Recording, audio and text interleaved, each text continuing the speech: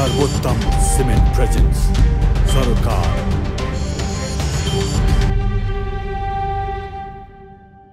दर्शक नमस्कार, कार्यक्रम सरोकारमा स्वागत छ। म निमेश बन्जाडे। कोरोना महामारीको सङ्कट अत्यास लाग्दो गरी बढेको छ। संक्रमण र मृत्युदर बढ्दै गएपछि थप प्रतिबन्धहरू लगाउन थालिएको छ। काठमाडौँ उपत्यका सहित बढी संक्रमण फैलिएका स्थानमा निषेधाज्ञा घोषणा गरिएको छ। स्वास्थ्य मन्त्रालयले यही दरमा संक्रमण थपिए हाम्रा स्वास्थ्य पूर्वाधारले नथेग्ने बताइसकेको छ। तर दोस्रो लहरको सुरुवाती चरणमै अस्पतालहरूमा गम्भीर बिरामीलाई सास फेर्ने अक्सिजन मात्र होइन, पल्टिने बेड समेत पाउन मुस्किल छ। कतै एक शय्यामा 3 जनासम्म बिरामी राखिएको छ भने कतै भुइँमै उपचार गर्न थालिएको छ। विभिन्न अस्पतालमा अक्सिजनको अभाव हुन थालेको छ। यो दर्दनाक अवस्था निम्तिन सक्ने ज्ञात सरकारलाई नभएको होइन, तर महामारीसँग जुन्ने तयारी सरकारको प्राथमिकतामै परेन। अहिले अक्सिजन, आइसोलेसन सेन्टर, क्वारेन्टिन, सम्पर्क व्यक्ति पहिचान, परीक्षण र खोपको जोहो अत्यावश्यक हो। सँगै सीमानाका र विमानस्थलबाट हुने आवागमनलाई व्यवस्थित बनाइनुपर्ने हो। यी र यस्तै विषयमा सरकारले परिणाममुखी कदम चाल्न नसक्दा महामारी काबु बाहिर जाने खतरा छ। कोरोनाको पहिलो लहर सामना गरिसकेको सरकारले दोस्रो लहरका लागि के तयारी गर्यो त? करिब 2000 मात्र संक्रमित अस्पताल पुग्दा त यो हविगत छ भने हजारौं गम्भीर बिरामीलाई उपचार गर्ने अवस्था आए के दशा होला? अनि हामी नागरिक चाहिँ किन यति धेरै अटेरी? नागरिकको दायित्व के हुनुपर्छ? आजको सरकार यही विषयमा केन्द्रित हुनेछ र छलफलका लागि आज हामीसँग हुनुहुन्छ एपिडेमियोलोजी तथा रोग नियन्त्रण महाशाखाका निर्देशक डाक्टर कृष्ण पौडेल र संक्रामक रोग विशेषज्ञ डाक्टर प्रभात अधिकारी। सर्वोत्तम सिमेन्ट प्रेजेन्स सरोकार। मैले डाक्टर प्रभातबाट कुराकानीको सुरुवात गर्न चाहे। देशका विभिन्न अस्पतालहरूको अवस्था अहिले कस्तो छ? खास गरी भेन्टिलेटर, अक्सिजन, बेड लगायत हामीसँग उपलब्ध पूर्वाधार र अहिले बिरामीको चापको अवस्थालाई हेर्दाखेरि अब अहिलेको अवस्था हेर्नु भने हिजोको मात्र म डेटा लिएर हेर्न चाहन्छु। जस्तै कि प्र्याक्टिकल हिसाबले काठमाडौँको कुराहरू अथवा हटस्पट्सहरूको कुराहरू, अब जस्तो कि बाँकीमा के भइरहेछ त हामीले न्युज मिडियामा देखिरहेछौँ होइन। अब काठमाडौँकै अहिलेको हाम्रो प्र्याक्टिकल कुरा गर्ने हो भने चाहिँ विगत एक हप्तादेखि चाहिँ हाम्रो बेड नै छैन। जस्तो कि हिजो मात्र मेरो चाहिँ 3 जना बिरामीहरू हुनुहुन्थ्यो, त्यहाँमध्ये चाहिँ एकजनाले चाहिँ बेलुका बिहानदेखि खोज्दा बेलुका 6-7 बजे बल्ल एउटा बेड भेट्नुभयो। कुनमा हाम्रो उहाँ चाहिँ ग्रान्डीमा वेट गरिराख्नु भएको थियो पेसेन्ट, अनि त्यसपछि यता निदान हस्पिटलमा चाहिँ बलदल एउटा बेड भेट्नुभयो। तर अरू 2टा पेसेन्ट्सहरूको चाहिँ बेडै भेट्नु भएन।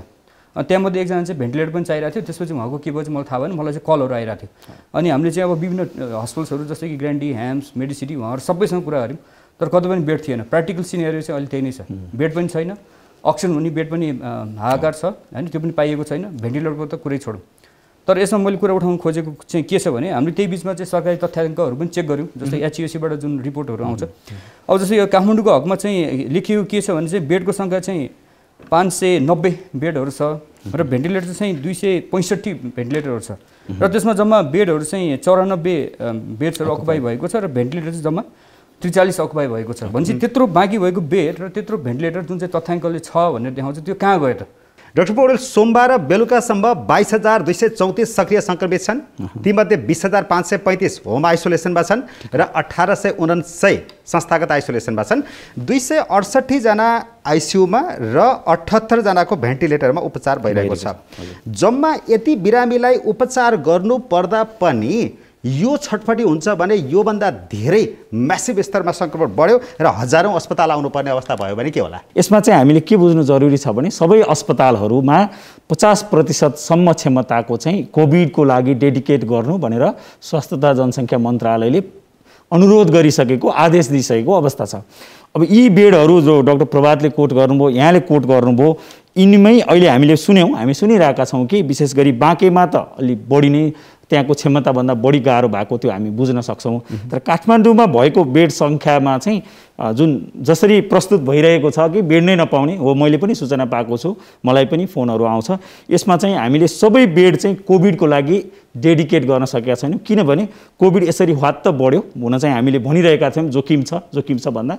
अर्को चाहिँ अस्पतालहरूले नियमित सेवाहरू हैन, हाम्रोमा अन्य सेवाहरू, सर्जरीका कामहरू र अन्य नियमित सेवाहरू दिइराख्नु भएको भएर यी कुल आइसियुहरू जुन हाम्रो क्षमता छ ती सबै कोभिडका लागि टोटल तोकेका नभएर पनि एउटा समस्या हो यो। तपाईको यदि संक्रमितको संख्या यस्तै भयो भने अस्पतालहरूको सेवा सुविधा अन्य सेवा सुविधा चाहिँ केही कटौती गरेर कोभिडलाई बढाउनु पर्ने हुन्छ। अरू बिरामीलाई पनि अप्ठ्यारो नपर्ने गरी विशेष गरी अन्य गम्भीर प्रकृतिका बिरामीहरूलाई अन्य सामान्य प्रकृतिका जो वेट गर्न मिल्छन् जस्तो उदाहरणको लागि इलेक्टिभ सर्जरी भन्छ मिति लिएर गर्ने सर्जरीहरू अलिकति पोस्टपोन गर्न सक्यो भने यो रिसोर्सलाई अलिकति म्यानेज गर्न सकिन्छ। र हाम्रो क्षमता चाहिँ यही नै हो। हामीले के चाहिँ बुझ्नु जरुरी छ भने हाम्रो देशको अहिलेको क्षमता भनेको टोटल देशैभरिको कुरा गरौँ आइसोलेसन बेड 20,766 त्यसपछि आइसियु बेड 1180 र तपाईको भेन्टिलेटर हामीसँग 512 त्यसको पनि आधाभन्दा बढी डाक्टर प्रभातले भन्नुभयो जस्तै अराउन्ड 265 चाहिँ काठमाडौँ उपत्यकाकै कुरा छ बाहिर कम छन् र यो बिचमा थपिएका हुन् नथपिएका होइनन्। तपाईको मैले पाएको तथ्याङ्क अनुसार गत वर्ष प्रदेश सरकारहरूले पनि प्रत्येक प्रदेशमा गरेर चाहिँ करिब करिब सबै 7वटै प्रदेशले थपेको हिसाबले चाहिँ 200 अराउन्ड चाहिँ उहाँहरूले थप्नु भएको छ र केन्द्र सरकारले पनि 200 जति थपेको छ 400 जति भेन्टिलेटर थपेको तथ्याङ्क। तर यति चाँडै यो खालको हाहाकार किन भन्ने प्रश्न उठ्यो। हैन यो मैले क्लियर गर्न खोजेँ अघि नै भने अस्पतालहरूको नियमित सेवाहरू पनि भइरहेको र सबै बिरामीहरूको लागि पनि त्यो छुटाउनु पर्ने स्थिति आयो चलिरहेको त्यो सेवा नरोकिएको। र अर्को कुरा कोभिडको 81 बिरामी बढ्दो र सबै अस्पतालहरूमा एक हिसाबले संक्रमितहरूको संख्या घट्दै जाँदा यो कोभिड उपचार गर्ने क्षमता चाहिँ कटौती गर्दै लगेको किनभने हाम्रो ट्रेन्ड त्यस्तै थियो। हामीले कतिपय प्रयोगशालामा त शून्य चाहिँ परीक्षण पनि भएको थियो। तर डाक्टर प्रभात हामी यहीँनिर चुक्यौँ यहीँनिर पनि सरकार झुक्क्यो या उसले वास्ता गरेन कमजोरी गर्यो। सेवा मनी ट्रान्सफरको साथमा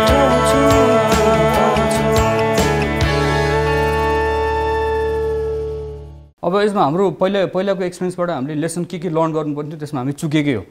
सुरुकोमा त हामीलाई थाहा थिएन किनभने पेन्डेमिक भन्ने कुरा विश्वमा नै नयाँ थियो हामी पनि नयाँ थियौँ त्यसमा हामीले जे गर्नु सक्यो गऱ्यौँ एक हिसाबले राम्रै काम पनि गरेको हो होइन।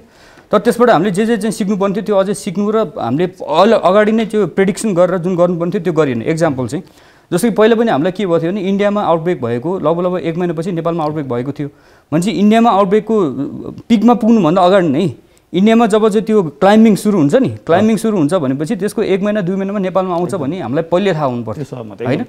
भनेपछि इन्डियाको पिकसम्म किन कुर्नु पर्यो इन्डियामा क्लाइम्बिङ हुने बित्तिकै हामीले त्यो तयारी अलि गर्नु पर्थ्यो एउटा त्यहाँ हामी चुकेकै हो। अब अर्को कुरा चाहिँ यो भाइरस चाहिँ पहिलाको जस्तो भाइरस होइन यो चाहिँ हाम्रो पब्लिकले बुझ्नुपर्छ। जस्तै पहिलाको भाइरस जस्तो थियो अहिले चाहिँ युके भेरिएन्ट भन्ने जुन भाइरस र अरू डबल म्युटेसन अरू म्युटेसन्सहरू भेरिएन्ट जुन आएको छ त्यो पहिलाको भन्दा 2-3 गुणा बढी चाँडो फैलिन्छ र मोर्टालिटी पनि बढी छ। भनेपछि पहिला हामीलाई चाहिँ तयारी गर्न 1 महिना टाइम थियो भने अहिले तयारी गर्न 1 हप्ता पनि टाइम छैन। अब भनेपछि हामीले चाहिँ दुईटा कुरामा विचार गर्नुपर्छ। एउटा हाम्रो प्रिपेयर्डनेस त्यो हिसाबको प्रेडिक्सन र प्रिपेयर्डनेस थिएन भाइरस हामीभन्दा धेरै नै अगाडि छ र त्यो किसिमको हाम्रो त्यो ल्याकत भएन।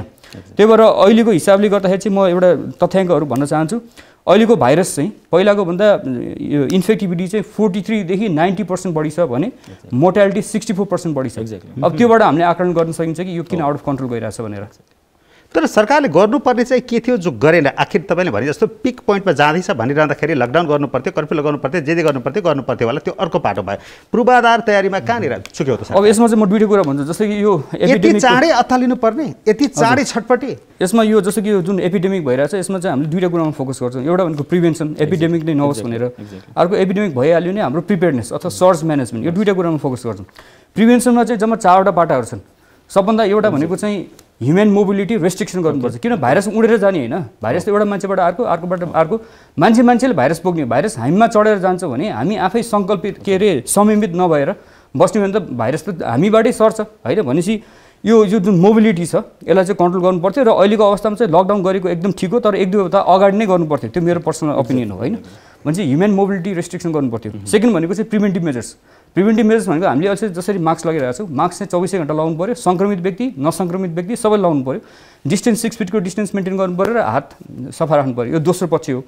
तेस्रो सबभन्दा इम्पोर्टेन्ट भनेको टेस्टिङ गरेर तिनीहरूलाई तुरुन्त आइसोलेट गर्नु पऱ्यो ताकि उनीहरूलाई नसार्नु होइन। चौथो भनेको चाहिँ यो भाइरस चाहिँ कस्तो छ भने सिम्पटम्सबाट जति सर्छ सिम्पटम्स आउनुभन्दा अगाडि 48 आवर्स अगाडि त्योभन्दा बढी सरिसक्छ। मलाई थाहा नै हुँदैन कि मैले अरूलाई सारिसकेको हुन्छु अनि सिम्पटम्स आएपछि चाहिँ म आइसोलेसनमा बस्छु तर त्योभन्दा अगाडि नै मैले अरूलाई सारिसकेको हुन्छु। अब त्यो कसरी पत्ता लगाउने भनेको त्यो पत्ता लगाउनु भनेको कन्ट्याक्ट ट्रेसिङ गर्नु र त्यो मान्छेले जसलाई भेटेछ तिनीहरूलाई क्वारेन्टाइन राख्नु यसमा चाहिँ हामी चुकिरहेका छौँ। अनि अर्को अन्तिम भनेको चाहिँ भ्याक्सिनेसनको हिसाबले चाहिँ भ्याक्सिन सरकारले ल्यायो जस्तो कि विकसित मुलुकहरूमा पनि ल्याएको छैन होइन नेपालमा धेरै चाँडो आयो त्यो एकदम राम्रो कुरा हो। तर हाम्रो मेडिकल कम्युनिटीमा चाहिँ भ्याक्सिन सम्बन्धी चाहिँ त्यो राम्रो ऊ थिएन भन्नाले कति 50% भन्दा बढी डक्टरले त सुरुमै लाउनु भएन होइन पब्लिकको त कुरै छोडौँ भनेपछि भ्याक्सिन हामीले ल्याएपछि चाहिँ मान्छेलाई त्यसलाई जसरी चाहिँ त्यसलाई अप्रिसिएट गर्नु पर्थ्यो लाउनु पर्थ्यो त्यो लाउनु भएन होइन त्यसमा पनि हामीले चुकेकै हो भ्याक्सिनको डोजै धेरै छैन अब यिनीहरू सबै चाहिँ हजुरको प्रिभेन्सनको पार्ट भयो अर्को कुरा चाहिँ सीमाबाट जसरी भारत त्यो खालको सङ्क्रमणको उच्च बिन्दुमा पुगेको छ त्यहाँबाट मान्छे वारी आएको छ कि उनीहरूलाई खै क्वारेन्टिनमा राखेको खै होल्डिङ सेन्टरमा राखेको अलिअलि शङ्का लागेको मान्छेलाई ज्वरो नाप्दाखेरि अलि टेम्परेचर बढ्यो भने एन्टिजेन टेस्ट गर्ने हो तर त्यो बाहेक अरू के छ त डाक्टर प्रभातले भनेको धेरै कुरामा म सहमत छु एकदम राम्रो जानुभयो यो सिकाइ भनेको चाहिँ अनगोइङ नै कुरा हो ठिक छ एकदम राम्ररी हामी सकारात्मक रूपले नै लिउँ गत वर्षको सिकाइबाट केही सुरुवात भयो अझै भने जति भएन एक्सपेक्टेसन जति केही कुरामा कमी कमजोरी पनि भयो होला केही कुरा कि धेरै कुरा डाक्टर साहब अब मैले जानेको अनुसार स्वास्थ्य मन्त्रालयले प्रयास नगरेको चाहिँ देख्दिनँ म यहाँलाई भन्छु असोज कार्तिकमा नै जसरी हाम्रो इपिडेमिक एउटा पिकबाट हामी डिक्लाइनिङ ट्रेन्डमा पुग्यौँ कार्तिकपछि त्यतिखेर नै 2000 बेड देशैभरि चाहिँ एसडियू विशेष गरी सङ्घीय अस्पतालहरू र कोभिड उपचार गर्ने टार्गेट त तपाईँको 6000 थियो तर 2000 बेडमा पछि 3000 गराउनु भयो हो अब के भयो भने यसमा मल्टी सेक्टरल म यस्तो महामारीमा चाहिँ म अहिले पनि भन्न चाहन्छु whole of the government whole of the society भन्छौँ हामी किनभने समाजका सबै अङ्ग र सरकारका सबै अङ्गको उत्तिकै भूमिका छ ई सेवा मनी ट्रान्सफरको साथमा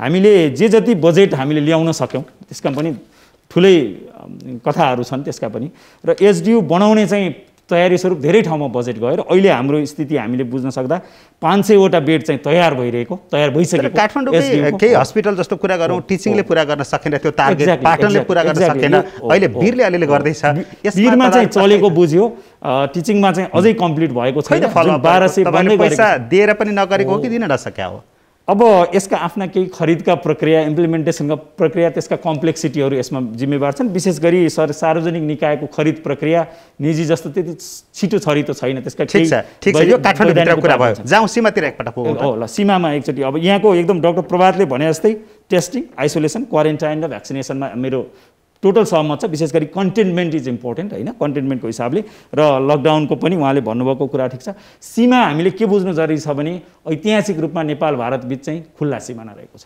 होइन त्यो हामीले बुझ्नुपर्छ गत वर्ष मात्रै हामीले 12वटा चाहिँ तपाईँको प्रवेश बिन्दुहरूमा 14वटा भनौँ यो त्रिभुवन अन्तर्राष्ट्रिय विमानस्थल सहित रसुवागढी र सिन्धुपाल्चोक गरेर छोड्दा चाहिँ तराईमा विशेष गरी भारतसँग जोडिएका अन्य 11वटा सीमा नाकामा चाहिँ प्रवेश बिन्दुहरू तोक्यो मुख्य प्रवेश बिन्दु तोक्यो अब त्यतिखेर पहिला सीमा नाका बन्द थियो खुलेपछि यी नाका तोक्यो तर हाम्रा प्रवेश गर्ने बाटो धेरै छन् हजारौँ छन् यो हामीले भुल्नु हुँदैन तर जहाँ जहाँ मुख्य प्रवेश बिन्दुहरू तोक्यो त्यहाँ चाहिँ हेल्प डेस्कहरूको स्थापना भएको छ यो 1 वर्ष मात्रै हो यो काम सुरु भएको र यसमा चाहिँ तपाईँको सीमा नाकामा हेल्प डेस्क स्थापनाको लागि सम्बन्धित पालिका त्यहाँ नगरपालिका गाउँपालिका जे छ त्यहाँलाई 50 लाख बजेट जनशक्ति व्यवस्थापन हामीले यताबाट पनि पठाएका छौँ र थप चाहिन सक्ने हुनाले 27 लाख बजेट त्यसपछि त्यहाँको फर्निसिङको लागि सीमा पोइन्टहरुमा यताबाट हामीले गर्ने भनेको के हो ज्वरो नाप्ने हो यस्तो छ अहिले हामीले भनेको चाहिँ हेल्प डेस्क स्थापना गर्ने कति हेल्प डेस्कहरू टेन्टमा छन् कति हेल्प डेस्कहरू भवन बन्दै छ सेमी पर्मानेन्ट स्ट्रक्चरमा छन्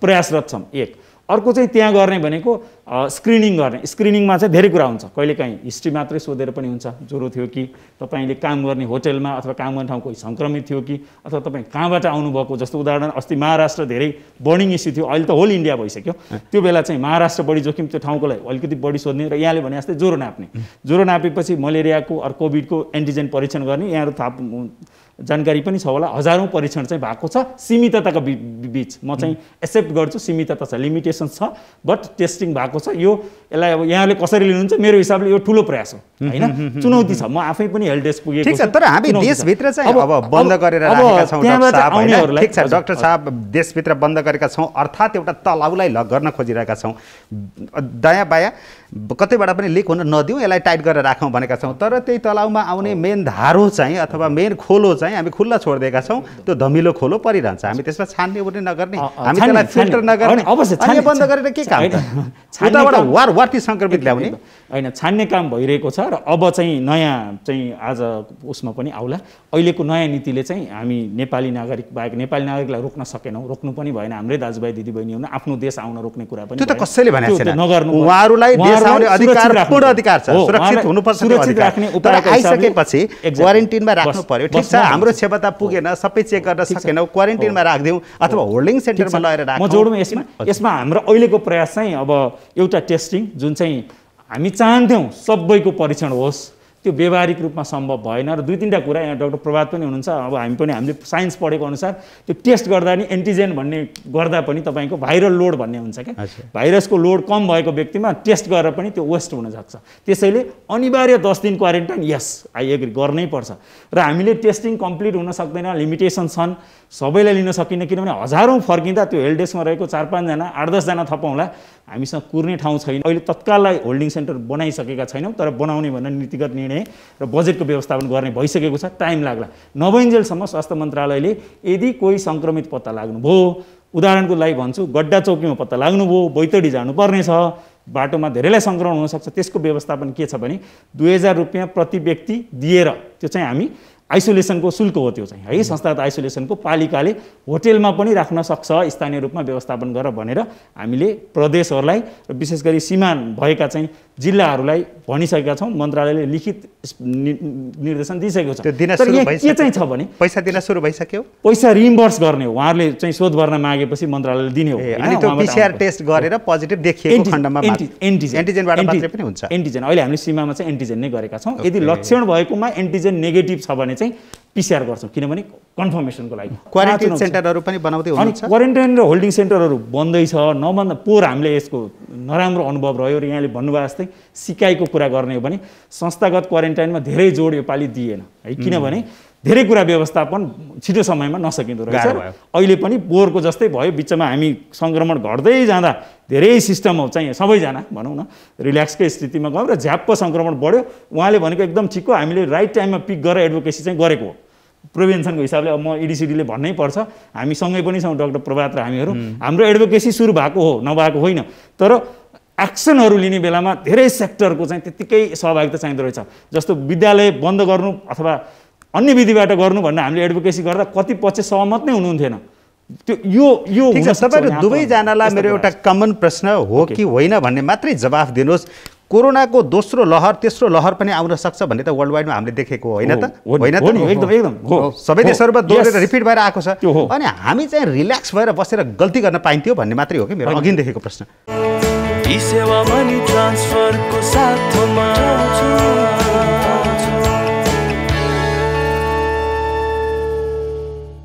रिल्याक्स पनि नभनौँ, तर जस हाम्रा केही चिजहरू अलिकति सुस्ताए, सबै चिजमा जनस्वास्थ्यका मापदण्ड लगायत सबै कुरामा चाहिँ अलिकति सङ्क्रमित घटेपछि त्यो प्रायोरिटी छ नि अलिकति कम दियो कि भन्ने लाग्छ। डाक्टर प्रभात, सीमामा अब हामीले गर्नुपर्ने के थियो अथवा अझै के गर्न सक्छौँ? अब जस्तो कि दुईटा कुरा छ, एउटा सीमामा मात्र फोकस गरेर हुँदैन, भाइरस यहाँ छिरिसकेको छ, भित्र त्यो ढिलो भइसकेको छ, अलरेडी पनि छ, सीमाबाट आएको मात्रै होइन, यही पनि थियो, नयाँ भेरिएन्ट यहाँ पनि थियो। अब मेन कुरा चाहिँ सीमामा त फोकस गर्नु नै पर्यो, तर मेन चाहिँ अब जस्तो हाम्रो जहाँ जहाँ हटस्पट छ त्यहाँबाट गाउँ गाउँमा नजाओस् भन्ने चाहिँ मेन फोकस हुन्छ। एक्ज्याक्टली। काठमाडौँमा आइसक्यो, अब सीमामा जति कन्ट्रोल गर्ने काठमाडौँमा आउनु आइसक्यो, बाँकीमा नेपालगञ्ज आउनु पनि आइसक्यो। त्यहीँको मान्छे सुर्खेत हुँदै अब हुम्ला जुम्लातिर पुग्यो भने कर्णाली पनि पुगिसक्यो पुग्नु त, त्यहाँ पुग्यो भने चाहिँ अब अझ हाहाकार हुन्छ। त्यही भएर हामी सीमा मात्र होइन कि अब होल नेपाल त्यसमा पनि हटेस्ट स्पट्सहरू आइडेन्टिफाई गरेर त्यहाँ फोकस गर्नु पर्यो। यसमा चाहिँ मेरो भनाइमा मैले राख्दाखेरि सर्च म्यानेजमेन्टको जुन प्रिपेयर्डनेस कुराहरू आएको थियो, त्यसमा चाहिँ सबभन्दा एक नम्बरमा चाहिने भनेको पोलिटिकल लिडरसिप र कमिटमेन्ट होइन। जस्तो कि देश यहाँ चाहिँ कोरोनाले चाहिँ यस्तो क्राइसिस भइरहेको छ, मान्छेहरू चाहिँ भेन्टिलेटर अक्सिजन नपाएरै होइन घरमै छटपटाइरहेको छन् भने हाम्रो पोलिटिकल कुनै पनि लिडरले PM अथवा PM लाई मात्र भन्नु हुँदैन, हरेक पोलिटिकल पार्टीहरू छ तिनीहरूको मेन लिडर्सहरूले अहिलेसम्म कुनै विज्ञप्ति निकाल्नु भएको छ मान्छेहरूको के अवस्था छ भनेर? उहाँले त भ्याक्सिन पाउनु भएको छ। म एउटा सिटिजनको हिसाबले मलाई यो छुट हुन्छ, म यो भन्नुपर्छ। पदको लागि चाहिँ उहाँहरू चाहिँ भेट्नुहुन्छ, मिटिङ गर्नुहुन्छ, विज्ञप्ति निकाल्नुहुन्छ, त्यो गर्नुहुन्छ, तर आफ्नै कार्यकर्ता जनताहरू मर्दाखेरि चाहिँ उहाँले त्यो मिटिङहरू गर्नुभएको छ त? उहाँले त भ्याक्सिन पनि लगाइसक्नु भएको छ भनेपछि उहाँलाई रिस्क कम छ भनेपछि उहाँहरू त आफ्नो क्षेत्रको हस्पिटल्सहरू भिजिट गर्नु पर्यो, त्यहाँको बिरामीहरू बेड नपाइकन कसरी छटपटाइरहेको छन् त्यो हेर्नु पर्यो र डक्टरहरूलाई पनि हेर्नु पर्यो। यहाँ डक्टरहरू पनि पीडामा छन्, जस्तो कि हजुरको पहिला काम गर्दाखेरिको तलब पनि आएको छैन, जोखिम भत्ता पनि आएको छैन, कतिको त तलबै नआइकन काम गरेका छन्, अझ नर्सेसहरूको झन् बिजोग छ। त्यत्रो पेसेन्ट हेर्नुपर्छ, उनीहरू आफै इन्फेक्टेड छन्। अस्ति वर्ष 1-2 जना नर्स त बित्नु पनि भयो। पानी खान पाउँदैन, पिपी लगायो भने तपाईँको वासरुम जान पाउँदैन, कति गाह्रो छ। हो, त्यही भएर मैले त्यो जे पाउनु भएको छैन उहाँहरूको पीडा एकातिर छ, अर्कोतिर त जनशक्ति नै पुगेको छैन। जहाँ उपकरण राखेको छ त्यहाँ चलाउने मान्छेसम्म हो। एक्ज्याक्टली, जस्तो कि उहाँहरूलाई हामीले के को आधारमा यदि हामी बाँचियो भने उहाँहरूलाई के को आधारमा हामीले फेरि भोट दिने, त्यो उहाँहरूले सोच्नुपर्छ। यदि यस्तो कुरामा चाहिँ political leadership, government, non government, सत्तापक्ष प्रतिपक्ष सबैजना सिरियस हुनुहुन्न भने। डाक्टर प्रभा, त्यति मात्रै होइन, यहाँ त कतिसम्म भयो भने सरकार प्रमुखले नै 25 जनाभन्दा बढी चाहिँ जम्मा नगर्नुहोस् भनेर आदेश दिनुहुन्छ। सरकारको तर्फबाट आदेश आउँछ, तर उहाँहरू नै 100 मान्छे जम्मा गरेर कार्यक्रमहरू गर्नुहुन्छ। उहाँहरूकै पार्टीका अधिवेशन, जिल्ला अधिवेशन हुन्छन् या के सम्मेलन हुन्छन् या के बैठक हुन्छन्, त्योसम्म हुन्छ। बेप्रभा रूपमा बिना मास्क र गौरव आफ्ना फोटाहरू प्रस्तुत गरिन्छ सामाजिक सञ्जालमा। यो हद पनि त बढी हो नि, होइन? उहाँहरूलाई हेर्ने त सर्वसाधारणले उहाँहरूलाई नै हेर्ने हो नि। जस्तो कि पब्लिकको गार्डियन भनेको सरकार हो, र सरकारको सबभन्दा उच्च पदस्थमा भनेको पोलिटिकल लिडर्सहरू, होइन? सबैले उहाँहरूले हेर्नुहुन्छ, होइन? अब तपाईँको पोलिसी मेकिङ चाहियो, बजेट चाहियो, सबै उहाँहरूसँग जान्छ। अनि उहाँहरू कमिटेड हुनुहुन्न र उहाँले राइट मेसेज दिन सक्नु भएन भने अथवा फोकस दिन सक्नु भएन यो युद्ध जित्नु। सेनापति त उहाँ नै हो, एउटा त्यो कुरा।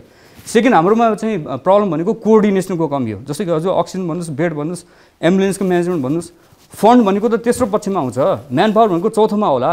तर सबभन्दा अगाडि त कोअर्डिनेसन चाहियो नि। उहाँले भने जस्तै जस्तो कि हाम्रो के भइरहेछ मेरो बुझाइमा चाहिँ हजुरको सरकारको 3 तह छ। जस्तो कि सेन्ट्रल गभर्मेन्ट छ, त्यसपछि हजुरको सङ्घीय सरकार र अनि लोकल गभर्मेन्ट छ। अनि त्यसपछि हजुरको चाहिँ मिनिस्ट्री अफ हेल्थ चाहिँ अब केन्द्रीय सरकारसँग मिलेर अरू पनि मन्त्रालयहरू काम गर्ने भयो, फेरि एक्सपर्ट्सहरू छुट्टै हुनुभयो, होइन? अब यसमा गभर्मेन्टको मात्र कुरा गर्ने भने चाहिँ अब पोलिसी मेकिङहरू चाहिँ सेन्ट्रल गभर्मेन्टबाट हुन्छ, तर त्यसको इम्प्लिमेन्टेसनमा जानु पऱ्यो भने लोकल गभर्मेन्टमा गएर ठोकिन्छ। अनि त्यो जुन डेटा आउँछ त्यो चाहिँ लोकल गभर्मेन्ट भएर प्रोभिन्सियलसम्म आउला, त्योभन्दा माथि आउँदैन। भने सूचनाको प्रभाव चाहिँ बायोलेटरल भएन। त्यही प्रब्लम भयो भने चाहिँ पोलिसी बनाउनलाई त डेटा चाहियो नि त। सेकेन्ड भनेको चाहिँ इम्प्लिमेन्टेसन गर्ने चाहिँ हजुरको लोकल गभर्मेन्ट हो भने अब अहिलेको उसमा चाहिँ जस्तो कि जिल्लाहरूको अथवा डिस्ट्रिक्टहरूको चाहिँ केही डिसिसन लिनु पऱ्यो भने त्यसको डिसिसन मेकिङ पावर चाहिँ सिडिओलाई दिएको छ, गृह मन्त्रालय अन्तर्गत। तर त्यसमा चाहिँ त्यसको अर्को बिग प्लेयर भनेको चाहिँ मेयरहरू हो। उहाँहरूलाई चाहिँ डिसिसन मेकिङ पावरमा खासै दिएको छैन। भने चाहिँ त्यहीँ डिस्कनेक्ट छ नि त। उहाँहरूसँग बजेट पनि छ। मैले बरु दुईटैलाई एउटै बेन्चमा राखिदिउँ न, सिडिओ र मेयरलाई एउटै बकेटमा राखेर उहाँहरूले डिसिसन गर्नुहुन्छ। डिसिसन इम्पावर गर्नलाई चाहिँ डेटा चाहिन्छ कि एक्सपर्ट्सहरू चाहिन्छ कि बजेट चाहिन्छ कि त्यो छुट्याइदिउँ न, अनि बल्ल अटोनोमस हुन्छ कि। यो हाम्रोमा भएको छैन, किनभने हाम्रोमा सिडिसी भन्ने छैन। सिडिसी अर्को कुरा चाहिँ जस्तो बजेट मात्र दिएर भएन। बजेट दिएपछि जस्तो हामीले आइसियु बेड बनाउनु भने आइसियु कसरी बनाउने, त्यो इन्फेक्सन कन्ट्रोल मेकानिजम कसरी सेटअप गर्ने, त्यो हामीले सिकाएको छैन र बनेको बन्नु भनेर मोनिटरिङ पनि भएन। अनि बजेट पाएको मान्छेले कसरी बनाउनु भने थाहा पनि छैन। अनि त्यसपछि ह्युमन रिसोर्सदेखि अरू प्रब्लम त छँदैछ। भने यो सबै कुरा चाहिँ कोअर्डिनेसनको प्रब्लम देख्छु म चाहिँ। सर्वोत्तम सिमेन्ट प्रेजेन्स सरकार। अब काठमाडौँ जस्ता घना बस्ती भएका ठाउँहरूमा आइसोलेसन सेन्टर, क्वारेन्टिन सेन्टरहरू अथवा होल्डिङ सेन्टरहरू के गर्ने यो जरुरी हो, अथवा काठमाडौँ मात्रै टार्गेट नगरौँला, सिङ्गो देशलाई हेरेर बताइदिनुहोस् कुन कुन सहरहरूमा के चाहिन्छ? अब जस्तो कि हजुरको पहिला सुरुमा हटस्पट्सहरू आइडेन्टिफाई गर्नु पऱ्यो र सम्भावित हटस्पट्सहरू पनि पहिले थाहा पाउनु पऱ्यो, होइन? अब आइसोलेसनको हिसाबले कुरा गर्ने भने चाहिँ आइसोलेसनमा जस्तो कि 20% जस्तो मान्छेलाई चाहिँ हस्पिटल जानुपर्ने हुनसक्छ। त्यसमा 5%लाई चाहिँ अक्सिजन र भेन्टिलेटरै चाहिन सक्छ। त्यही हिसाबले हामीले गर्ने भने चाहिँ हामीले आइसोलेसन सेन्टर बनाउँदा चाहिँ आइसियु बेड भएको, अक्सिजन भएको ठाउँको वरिपरि बनाउनु पऱ्यो। त्यसमा बरु टेन्टमै बनाए पनि हुन्छ। ठुलै भवन चाहिन्छ भने छैन। जस्तो कि एउटा वीर हस्पिटल भनौँ, वीर हस्पिटलको त्यो बाहिर त्यो टुँडी खेल छ, नजिकै पनि छ, त्यहाँ एउटा ठुलो हजारौँ मान्छे बस्ने आइसोलेसन सेन्टर बनाइदिउँ त। त्यहाँ दिल्लीमा रङ्गशालाहरूमा बनाइरहेको छ सकिहाल्छ, होइन? तर आइसोलेसन सेन्टर चाहिँ धेरै मास मान्छेमा पुग्न सक्ने बनाउनु पऱ्यो। अक्सिजनको क्यापेसिटी हुनु पऱ्यो र पऱ्यो भने तुरुन्त आइसियु लान सक्ने खालको हुनु पऱ्यो। त्यति मात्र चाहिएको। त्यसको लागि चाहिँ ठुल्ठुलो हस्पिटलको वरिपरि जे छ, होइन, खुल्ला स्पेसमा टेन्ट गार्डर हुन्छ कि पार्टी प्यालेस हुन्छ कि टुडी खेल हुन्छ कि त्यो चाहिँ युज गर्न सकिन्छ। क्वारेन्टाइन सेन्टर सम्भव छ कि छैन? हामीले त एउटा अनुभव भोगिसक्यौँ नि। अब यसो डाक्टर साहबले भन्नुभयो नि, डाक्टर पौडेलले साह्रै जटिल रहेछ क्वारेन्टाइन सेन्टर चाहिँ। क्वारेन्टाइन सेन्टर अवश्य चाहिन्छ। किनभने मैले अहिले भने जस्तो चाहिँ हजुरको बिरामीले चाहिँ रोग चाहिँ आफ्नो सिन्ड्रोम आउनुभन्दा अगाडि नै सार्छ। त्यो एक्सपोज जति हुन्छन्, होइन, उनीहरूको सिन्ड्रोम भयो नभए पनि सुरुमै उनीहरूलाई राख्नेलाई चाहिँ क्वारेन्टाइन भनिन्छ। क्वारेन्टाइनमा चाहिँ के छ भने हजुरको क्वारेन्टाइन सेन्टर चाहिँ चाहिन्छ र अर्को होम आइसोलेसन जुन हाम्रो पोलिसी, सरकारको पोलिसी छ, त्यसलाई अझ मजबुत पनि बनाउनु पऱ्यो। किनभने यसमा प्रब्लम के छ भने जस्तो कि होम आइसोलेसनमा कोही एउटा सङ्क्रमित व्यक्तिलाई होम आइसोलेसन राख्नु भयो, तर उहाँको चाहिँ एउटै कोठामा 3-4 जना सेयर गर्नुहुन्छ भन्दा त्यहाँ त झन् रिस्क बढ्यो नि त। तपाईँको श्रीमती बिरामी भएर छटपटाइरहेको छ वा श्रीमान बिरामी भएर छटपटाइरहेको छ, त्यो श्रीमती या श्रीमानले उसलाई कोठामा छोडिदिएर बाहिर त कहाँ जान सक्छ र? मानवीयता त्यही पनि हाम्रो फ्यामिलीप्रतिको जो हाम्रो के भन्छ संस्कार छ त्यसले पनि त हामीलाई छोड्दैन। म पनि बिरामी हुन्छु तर उपचार गर्छु भनेर लाग्छ।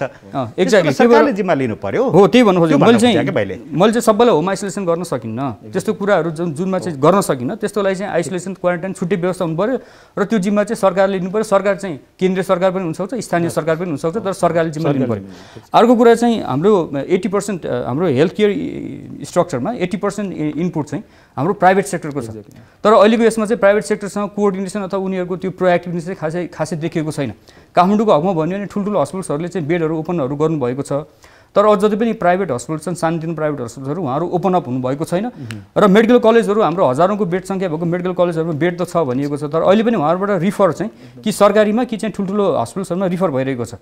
त्यही भएर हाम्रो बुझाइ चाहिँ के हो भने यो नेसनल क्राइसिस हो र यो युद्ध हो भनेर हामी सबैले स्वीकार गर्ने भने यसमा चाहिँ गभर्मेन्ट र प्राइभेट सेक्टर र कम्युनिटी सबै चाहिँ पब्लिक चाहिँ एकमुष्ट हुनुपर्छ। सरकारले जति पनि प्राइभेट सेक्टरमा बेडहरू छन् त्यो सबै टेक ओभर गरोस्, एउटा प्राइसिङमा नेगोसिएट गरोस् हैन, प्राइसिङमा नेगोसिएट गरेर र सरकारले चलाइदियोस् र प्राइभेट डक्टरहरू जति पनि म्यान पावरहरू छ त्यसलाई नि सरकारले लियोस् र च्यानलाइज गरिदियोस्।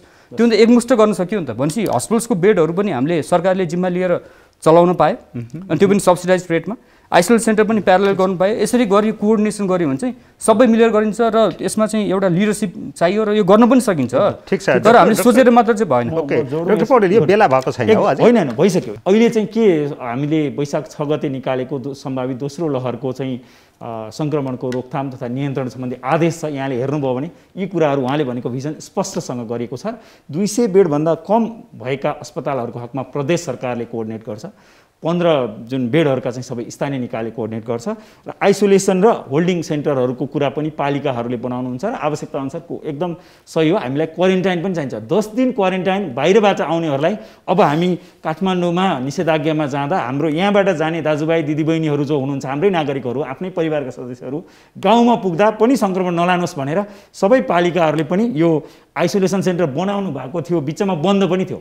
त्यसलाई चाहिँ बिउताउनु पर्ने र बेलैमा राख्नुपर्छ, जसको घरमा राम्ररी क्वारेन्टाइन बस्न मिल्ने अवस्था छैन। यहाँले भन्नुभयो जस्तै उहाँहरूलाई संस्थागत हिसाबले क्वारेन्टाइन राख्नु पर्यो, सङ्क्रमित पहिचान भएकालाई आइसोलेसन सेन्टरमा राख्नु पर्यो। त्यो एउटा पार्ट भयो।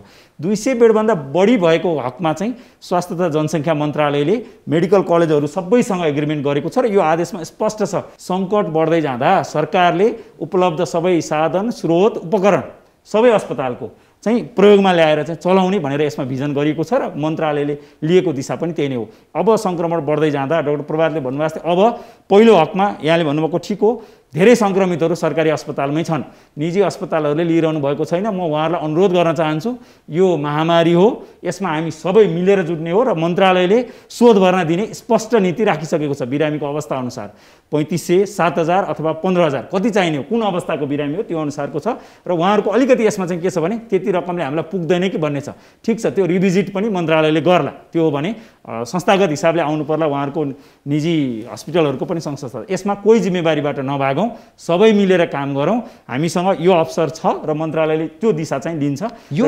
कुरा एक्सनमा कहिले जान्छ? यो यति राम्रो कुरा गर्नुभएको छ, भइसकेको छ। म यहाँलाई भनौँ व्यावहारिक रूपमा कार्यान्वयनमा कहिले आउँछ? अब काठमाडौँ मेडिकल कलेजसँग, नेपाल मेडिकल कलेजसँग, क्रिस मेडिकल कलेजसँग एग्रिमेन्ट भइसकेको छ।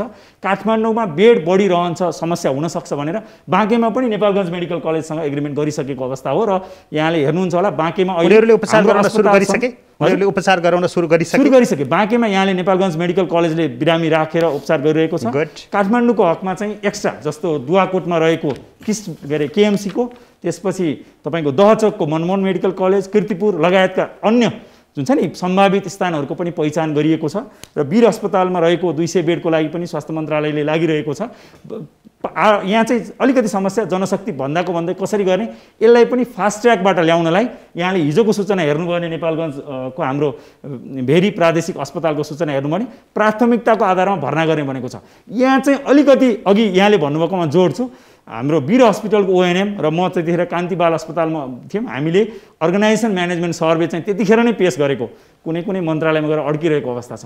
त्यो यस्ता चिजले हामीलाई जनशक्ति तत्काल व्यवस्थापनमा गाह्रो भएको, त्यही भएर होल अफ द गभर्नमेन्ट भनेर मैले जोड माथि पनि कोअर्डिनेसनको अभाव फेरि एक्ज्याक्टली अथवा गाम्भीर्यताको हो स्थितिलाई बुझ्न गम्भीरता बुझ्न सकिएन तर अब लेट भइसकेको छ यहाँले भनिसक्नुभयो अब हामीले जति जनशक्ति तर तर डाक्टर पौडेल तपाईँ एपिडेमियोलोजीबाट प्रतिनिधित्व गरेर यसरी जवाफदेही रूपमा बोलिरहनु भएको छ यो बोलेको कुरा चाहिँ कार्यान्वयन हुनु पर्यो यो बोल्ने मात्रै होइन यो भइरहेको काम हो यो लिखित कुराहरू माथि देखाउने मात्रै होइन यो आदेशमा स्पष्ट पनि छ मैले यो सँगै बोकेर आएको छु तपाईँले केही प्राइभेट हस्पिटलका नाम लिनुभयो तर सबै चाहिँ अब कार्यान्वयनमा आउनु पर्यो हैन सबैतिर अब खुल्ला हुनु पर्यो यसरी नै जाँदा हामी समाजका सबै अस्पताल सबै स्वास्थ्यकर्मी यो त एक हिसाबले मानवीय धर्म पनि हो नि हामी त प्रोफेसनल हामीले गर्न सक्ने योगदान गर्ने बेला हो यो भनिरहँदाखेरि अरू प्रकृतिका बिरामीहरू फेरि घरमा छटपटाएर मर्न पर्ने अवस्था चाहिँ आउन पाइदैन उनीहरूका लागि फेरि छुट्टै व्यवस्था हुनु पर्यो कमसेकम 50% दियो भने पनि 50% कोभिड 50% अन्यलाई दियो भने पनि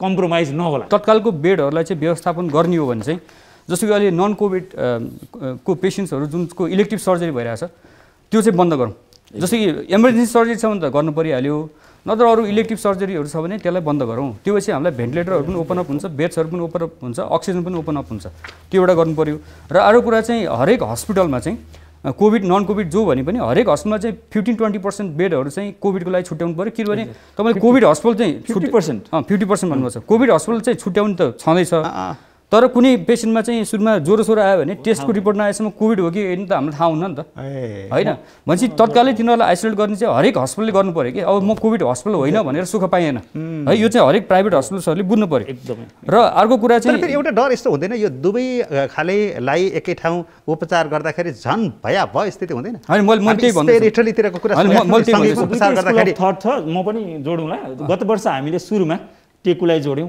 बलम्बोको एपिएफलाई जोड्यौँ र पाटन हस्पिटलले मात्रै कोभिड उपचार गर्ने गरेर हेऱ्यौँ तर हाम्रो अनुभव के देखियो भने यी ठाउँमा स्वास्थ्यकर्मी धेरै सङ्क्रमित हुनु भएन अन्य अस्पतालमा झन् बढी सङ्क्रमित हुनु जस्तो उदाहरण वीर हस्पिटल भनौँ किनभने बिरामीले त म कोभिड भनेर लेखेर आउँदैन डाक्टर प्रभातले भन्नुभएको जस्तै दुईटै स्कुल अफ थट भए तापनि अहिले हामीले एडप्ट गरेको सबै अस्पतालमा दुवै सेवा दिने त्यो गर्दा के भने हामी त अहिले युनिभर्सल प्रिकसन लिनुपर्नेछ मभन्दा अर्को व्यक्ति कोभिड हुनसक्छ भन्नुपर्नेछ यो चाहिँ बिरामीहरूको हकमा पनि खोप लाउन अहिले लाइनमा बस्नुभएको हकमा पनि हामीहरू सबैको हकमा त्यो हिसाबले चाहिँ मिक्स गर्दा हस्पिटलभित्रको स्पेसलाई कसरी सेफ बनाउने आफ्नो ठाउँमा छ तर त्योभन्दा अर्को मोडालिटी बेस्ट हुँदैन होला यो मैले किन उठाएको भन्दाखेरि चाहिँ पहिला सुरुमा जो नन कोभिड हस्पिटलहरू भयो उहाँहरूले चाहिँ हाम्रो कोभिडको बिरामी छैन भनेर त्यो रुल्सहरू फलो गर्नु भएन अनि उहाँ नै बढी सङ्क्रमित हुनुभयो त्यस्तो भयो अहिले चाहिँ के छ ज्वरो आए पनि नआए पनि किन ज्वरो जम्मा 60% आउँछ खोकीसोकी लाग्यो भने त्यो पनि कोभिड हुनसक्छ होइन अब त्यो नन कोभिडमा चाहिँ त्यो राख्यो भने चाहिँ अरू बिरामीहरू अरूलाई सर्ने बढी भएको भएर हरेक हस्पिटल चाहिँ अब प्रिपेयर्ड हुनुपर्छ र हरेक बेसमा एटलिस्ट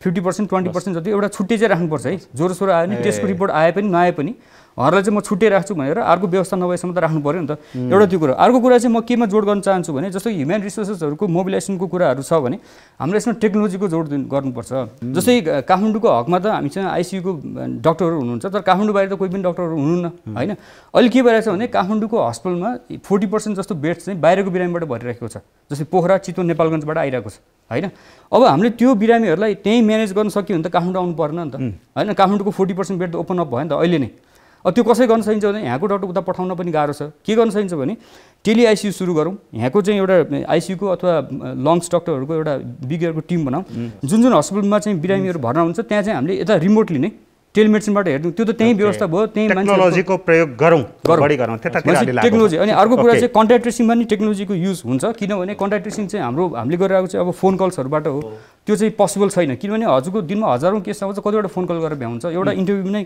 15-20 मिनटको हुन्छ त्यो पोसिबल छँदै छैन कि सुरुमा थियो अब चाहिँ इम्पोसिबल छ त्यसलाई टेक्नोलोजीबाट कसरी गर्न सकिन्छ भने इन्डियामा चाहिँ आरोग्य सेतु भन्ने कन्ट्याक्ट ट्रेसिङ एप छ है नेपालमा पनि एउटा कन्ट्याक्ट ट्रेसिङ एप चाहिँ सिसिएमसीमा छ तर त्यसको भरपुर युग भएको छैन एउटा किनभने त्यसले अटोमेटिक कन्ट्याक्ट ट्रेसिङ गरिदिन्छ सेकेन्ड जस्तो कि हरेक मान्छेसँग सेलफोन छ नेपालमा स्मार्टफोनको प्रयोग चाहिँ 70-80% पपुलेसनमा छ अर्बन सिटिजहरूमा छ मजाले छ 100% होला हरेक सेलफोनलाई चाहिँ हामी ट्र्याक गर्न सकिन्छ जो पेसेन्ट पोजिटिभ भयो त्यसलाई चाहिँ हामी ट्याग गरिदिउँ सिम कार्ड ट्याग गऱ्यौँ र एनटिसी र एनसेल हामीसँग दुईवटा मात्र टेलिकम छ उनीहरूसँग त्यो डेटा माग्यो भने उनीहरूले त्यो पोजिटिभ मान्छे कहाँ हिँडेर सबै दिन्छ 15 मिनटमा हजुरको हिट म्याप आउँछ टेक्नोलोजीको प्रयोग त्यसरी गर्न सकिन्छ अर्को चाहिँ रिस्टब्यान्ड टेक्नोलोजीहरू छ फिङ्गरप्रिन्ट टेक्नोलोजीहरू छ नेपालमा पनि छ डाक्टर पौडेल यतातिर सिसिएमसीको चाहिँ एप गत वर्ष प्रयोगमा सुरुवात गरिएको हो यो बिचमा सुस्ताको एकदम ठिक हो किनभने हामी सबैले उहाँले भने जस्तो स्मार्टफोन बोक्ने पपुलेसनले पनि सेलुलर डेटाहरू कम युज गर्ने र ट्र्याकिङमा चाहिँ हाम्रो अलिकति केही इन्फर्मेसनहरू राम्ररी एडेक्वेटली नभएको भएर रोकिएको भन्ने बुझेको छ र जति सक्दो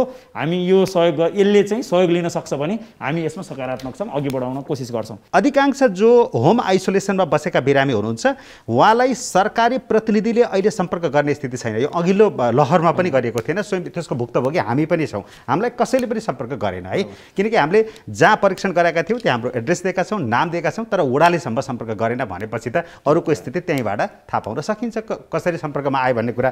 बिरामी अहिले घरमा के गर्ने हो? त्यही अम्बाको पात पकाएर खाने, बेसार उमालेर खाने, ज्वानो उमालेर खाने, अदुवा उमालेर खाने, त्यही गर्ने।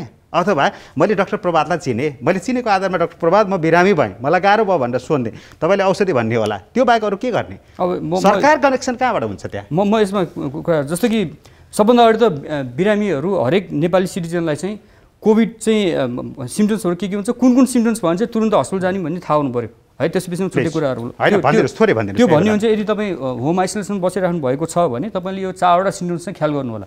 यदि तपाईँले चाहिँ सास फेर्न गाह्रो जस्तो फिल मात्र भयो भने पनि, फिल भयो, सास फेर्न गाह्रो भएको फिल भयो, तपाईँले खोक्दा अथवा डिप ब्रिदिङ गर्दाखेरि चाहिँ छाती दुख्न थाल्यो भने है, अनि तेस्रो भनेको चाहिँ तपाईँले यो पल्स अक्सिमिटर लगाउनु भएको छ र त्यसको स्याचुरेसन 94 भन्दा कम। यहाँ मिसइन्फर्मेसन के गरिरहेछ भने 90 सम्म स्याचुरेसन भएपछि ठिकै छ अथवा अक्सिजन लगाइरहेछ भने ठिकै छ। त्यो रङ कुरा हो, किनभने जुनसुकै बेला चाहिँ अक्सिजन स्याचुरेसन ड्रप भएर भेन्टिलेटरमा जानुपर्ने हुनसक्छ, 1 घन्टा 2 घन्टामा हुनसक्छ। भनेपछि तपाईँको अक्सिजन स्याचुरेसन 94 सम्म छ भने ठिक छ, 94 भन्दा कम छ भने तपाईँ हस्पिटल जानुपर्छ, एक्सरे गर्नुपर्छ, डक्टरसँग सङ्गतमा बस्नुपर्छ। त्यो कुराहरू चाहिँ बिरामीलाई थाहा हुनु पऱ्यो र त्यो पछि बिग्रेपछि चाहिँ हातखुट्टा निलो हुने, होस हराउने, अरू कुराहरू त थाहा नै भइहाल्छ। अहिलेको सिम्टममा चाहिँ तपाईँलाई 1-2 दिन ज्वरो आउने, त्यसपछि जाडो हुने, अनि फेरि पछि हराउने, तर खोकी लागिरहने, यस्तो के फरक छ हो? पहिला छैन। जस्तो कि पहिलाको र अहिलेको सिम्टम्समा खासै फरक छैन। जस्तो कि धेरैजनामा सिम्टम्सहरू गइसकेपछि कसैलाई टाउको दुख्ने, कसैलाई डायरिया हुने, कसैको छालामा रङ त्यो हुनसक्छ, त्यो हुनसक्छ, कसैले ज्वरो आइरहने त्यो हुनसक्छ। तर हामीले हेर्नुपर्ने चाहिँ जस्तो कि लङ्स ड्यामेज भयो भने अनि अक्सिजन कम हुन्छ र मान्छेको मृत्यु हुने भएको कारणले अब हातमा डाबर आएर त केही पनि फरक पर्दैन। त्यही भएर यो मैले भनेको सिम्टम्सहरू चाहिँ एकदम ख्याल गर्नुपर्छ। एउटा त्यो कुरा। सेकेन्ड कुरा चाहिँ के छ भने नेपालले चाहिँ नेपालको संविधानमा पनि लेखेको छ र नेपालले युनाइटेड नेसन्समा साइन पनि गरेको छ के भने चाहिँ हेल्थ केयरमा बेसिक हेल्थ चाहिँ सरकारको दायित्व अथवा नेपाल सरकारले त्यो लिएको छ, बेसिक राइट हो। अब यसो यो बेसिक राइट चाहिँ हाम्रोमा इम्प्लिमेन्ट एक हिसाबले प्र्याक्टिकली किन भएछ भने म यदि सङ्क्रमित व्यक्ति हो र म कुनै एउटा हस्पिटलमा गएँ भने त्यो हस्पिटलमा बेड छ छैन, त्यहाँ उपचार हुन्छ हुँदैन मेरो दायित्व होइन, त्यो हस्पिटलको दायित्व। र त्यो हस्पिटलमा बेड छैन अथवा उसले त्यो टेक केयर गर्न सक्दैन भने त्यो हस्पिटलको दायित्व चाहिँ उसले अर्को कुन चाहिँ हस्पिटल छ त्यो खोजेर ट्रान्सफर गरेर अनि बल्ल अर्को हस्पिटललाई ह्यान्डओभर गर्नु। तर यहाँ त ज्याक लगाउनु पर्छ भन्दैछु र यो सबैको दायित्व भनेको सरकार हो। एक्ज्याक्टली। अब बाहिरतिर युएसमा चाहिँ के हुन्छ, इम्टाला एक्ट हुन्छ, इमर्जेन्सी र लेबर चाहिँ सरकारले जिम्मेवारी लिन्छ र उसले कसरी गर्छ भन्दाखेरि हरेक हस्पिटललाई, हरेक इमर्जेन्सीलाई चाहिँ त्यो चाहिँ लगाउँछ, उसले रेस्पोन्सिबिलिटी फिल गराउँछ। तर यहाँ चाहिँ के छ, बिरामी एउटा हस्पिटल जान्छ, ट्याक्सी चढेर जान्छ, त्यसपछि त्यहाँ चाहिँ बेड पाउँदैन, फेरि ऊ आफै फोन गरेर अर्कोमा जान्छ, फेरि अर्कोमा जान्छ, अनि बिरामीको त्यही मृत्यु हुन्छ। भनेपछि हामीले तत्कालै एउटा अध्यादेश ल्याएर हुन्छ के हुन्छ, हामीसँग संविधानमा भएको धाराअनुसार हामीले अध्यादेश ल्याएर हरेक हस्पिटललाई चाहिँ रेस्पोन्सिबिलिटी गराउनुपर्छ। बिरामी उसकोमा आयो भने आफूमा व्यवस्था हुँदैन भने कहाँ पठाउनुपर्छ उसको जिम्मेवारी हुन्छ र त्यो सम्पूर्ण जिम्मेवारी चाहिँ सरकारले लिनुपर्छ। सर्वोत्तम सिमेन्ट प्रेजेन्स सरकार। पहिलो लहर र अहिलेको कोरोनाको लहरको कुरा गर्दाखेरि 3 गुणा बढी सङ्क्रमण बढेको जस्तो देखियो भारतकै र नेपालको हकमा पनि। भारतमा अघिल्लो लहरमा सबभन्दा पिक पोइन्टमा जाँदा 1 लाख जति थियो, नेपालमा सबभन्दा पिक पोइन्टमा जाँदा 5,000 जति थियो। तपाईँहरूकै अहिले नेपालमा प्रेडिक्सन के छ भने 11 देखि 19,000 हुनसक्छ भन्ने छ र सामान्य प्रेडिक्सन हेर्दाखेरि पनि दैनिक 15,000 सङ्क्रमित देखिन सक्ने जोखिम छ। इन्डियामा त 3 लाख नागिसक्यो, 3 गुणा बढिसक्यो। यो हिसाबमा हेर्नुहुन्छ भने पनि तपाईँको आफ्नै डाटा अनुसार पनि हेर्नुहुन्छ भने करिब 3 महिनामा यसको पिक पोइन्ट चाहिँ 3 महिनामा पुग्छ भनिरहनु भएको छ। 10 लाख मान्छे सङ्क्रमित हुनेछन् त्यो बेलासम्म है, र 10 लाख मध्ये 15% अस्पताल पुर्याउनु पर्यो भने 1,50,000लाई अस्पताल लानुपर्ने हुन्छ, 1,50,000 अस्पताल जानुपर्ने हुन्छ। त्यो मध्ये पनि 5% गम्भीर रूपमा सङ्क्रमित हुने अनुमान गरिने हो भने पनि 3 महिनामा 50,000लाई आइसियु चाहिन्छ। 50,000लाई आइसियु चाहिने स्थिति भयो भने के होला? अब त्यही भएर एकदमै अनुमान गर्नु पर्यो र तयारी त गर्नु पर्यो। यो एस्टिमेसन ठिक छ। यदि हामी अहिलेकै जस्तै सबै क्षेत्र खुल्ला राख्ने हो भने, यसरी नै सबैजना बेपरवाह हिँड्ने हो भने चाहिँ यो जोखिममा छौँ हामी, यसको सङ्घारमा छौँ, एकदम करेक्ट हो। यसका लागि पहिलो कुरा चाहिँ फेरि सबैलाई अनुरोध, जनस्वास्थ्यको मापदण्ड र सबैजनाले यसलाई गम्भीरताका साथ लिन अनुरोध। सरकारले आफ्नो तयारी अहिले भएका स्रोत साधनमा हामी गर्छौँ। यो पालि पहिलाभन्दा अक्सिजनको पनि डिमान्ड अलि बढी भएको हामीले अनुभव भेटेका छौँ र मिडियाबाट देख्न सक्छौँ भारतमा भएको सङ्कट।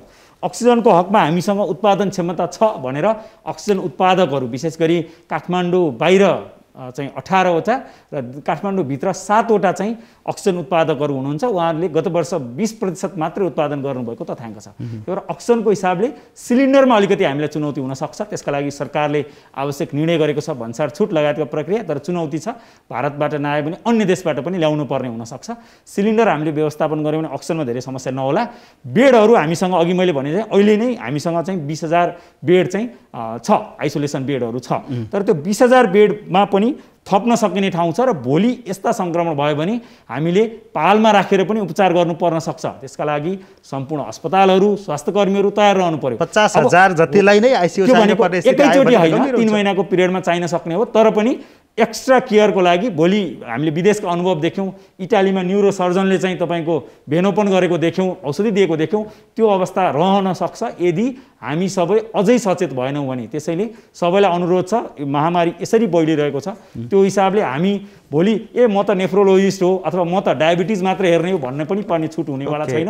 आफ्नो सिप साधनको प्रयोग गर्नुपर्ने देशमा उपलब्ध स्थानहरूको। हामीले युरोपमा देख्यौँ रङ्गशालामा पनि हस्पिटल चलाउनु परेको थियो। हामी उहाँले डाक्टर प्रहरी होइन, त्यो टाढा जानु पर्दैन, भारतमै दिल्लीमा देखिरहनु भएको छ त, रङ्गशालामा राखेर एकदम वेल इक्विप्ड खालको आइसोलेसन सेन्टर पर्न सक्छ भनेर हामी चाहिँ त्यो हिसाबले स्वास्थ्य मन्त्रालय तयारीका लागि लगाउँछौँ। समाजका सबै अङ्गलाई चाहिँ हामी यस्तो अवस्थामा जान सक्छौँ है, बेलैमा सचेत नभए। डाक्टर पौडेल, तपाईँले यो भनिरहँदाखेरि तपाईँले एउटा राम्रो कुरा र आशालाग्दो कुरा के गर्नुभएको छ र तथ्याङ्कहरूले पनि के बोल्दो रहेछ भने नेपालमा अक्सिजन उत्पादन हुँदैन भने होइन, हुनसक्छ, अझै पनि हामीले माग धान्ने खालको उत्पादन हुन्छ। तर हामी त्यो अक्सिजनलाई एक ठाउँबाट अर्को ठाउँमा लिएर जाने सिलिन्डरको अभाव भइदियो होइन।